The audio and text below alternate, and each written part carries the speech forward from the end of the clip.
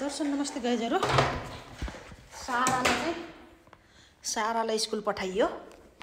सारा स्कुल गइसके पछाडि बल्ल मलाई यहाँ काम गर्नलाई स्वतन्त्र हुन्छ के। त्यसलाई कपडा लगाइदेऊ है, कपाल कोर्देऊ अनि सफा त गर्नुपर्ने यति।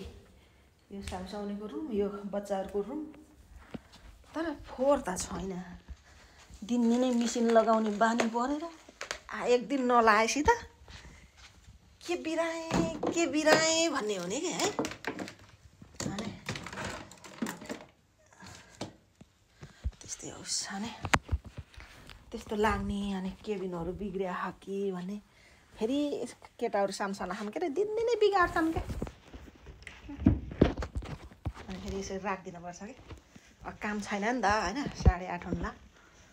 अब यसो मिसिन लगाइदियो। पोसा लाउनु पर्ने ठाउँ छैन यति है। यहाँ लाए पनि हुन्छ नलाए पनि हुन्छ। गलाइ जाउ छेर्यो आनन्दले। अनि यता हो। यता पनि त्यस्तो खासै फोहोर छैन। तर एक दिन नलगाए त के बिराए आज भन्ने लाग्छ के मिसिन चाहिँ। मलाई धेरै काम होला तपाईको भन्नुहुन्छ।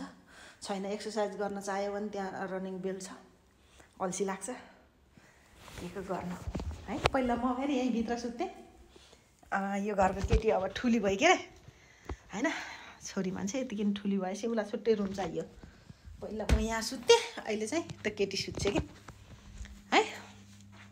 ओके। अनि